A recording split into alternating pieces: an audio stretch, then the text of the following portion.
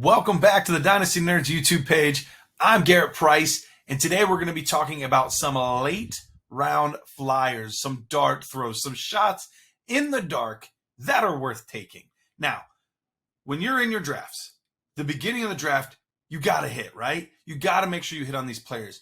But there's nothing that can set you ahead quite like hitting on a guy in the third, fourth, even fifth round. It doesn't happen very often, but each and every year there will be one or two players from these later rounds that end up being valuable fantasy assets. It's our job to try to find them. Here's three guys that I think might be worth your while in the later rounds of your draft. All right, first, let's go with a guy that's going mid to late third round in almost every rookie draft that I've seen. Luke Schoonmaker, Dallas Cowboys, tight end. Look, it was rumored that the Cowboys wanted a first-round tight end. And in fact, it looked like they had their sights set on Dalton Kincaid being that guy. Well, the Buffalo Bills moved up, and then the Dallas Cowboys ended up going a different direction. But in the second round, they ended up getting a tight end. Dalton Schultz left in the offseason. There's some other players there, but nobody with any real draft capital, anything really established here. We're looking at a guy that's 6'5", 250 that the Dallas Cowboys took at the end of the second round of the real-life NFL draft. He's going at the end of round 3 in your rookie drafts, well behind guys like Mayer and Kincaid and Laporta. And look, I get it. All of those guys are great, and there's a reason they're going that high.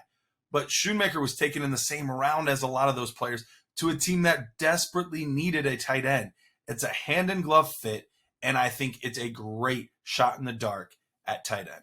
Next guy I want to highlight, Xavier Hutchinson. There's a few things that I look for when I'm looking at late round receivers because they're one of the most difficult positions to hit on. But there have been a few guys that I have hit on over the past few years, and it's because they got to meet two of the three criteria for me. One, they have to do really well in the combine. Two, they have to have a wide open, clear path to some targets. Or three, they have to have film that I really enjoyed. Well, overall, two of the three are absolutely here for Hutchinson. And you could argue that his combine was better than expected. He ran a 4.53 at 6'2", so he can move a little bit for a bigger guy. And he's got those quick feet. But what I really liked is the wide open depth chart. Yeah, he was a 6th round pick. But there's nobody right now on the Houston Texans. They drafted Tank Dell.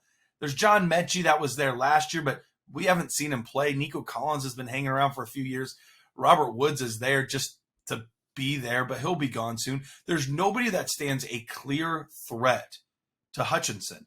Right now, Collins is listed as the X, but he's right behind him. And look, this new regime, no connections to guys like Nico Collins and John Mechie. They were drafted by the previous group. So anytime that there's a new coaching staff in there, they like to get their guys. It's not a guarantee. Anytime it's a 6th round pick, but this is somebody that you can get in the 4th round of your rookie drafts that could end up being the starting X wide receiver with that brand new quarterback, CJ Stroud, by the end of this season. I think it's worthwhile taking a look at Xavier Hutchinson. Last but not least, let's go over to the Minnesota Vikings and DeWayne McBride. DeWayne McBride will run through your face. I loved watching this tape. Very physical player. The type of guy that an offense can just get behind. Those offensive linemen want to block for a guy like DeWayne McBride.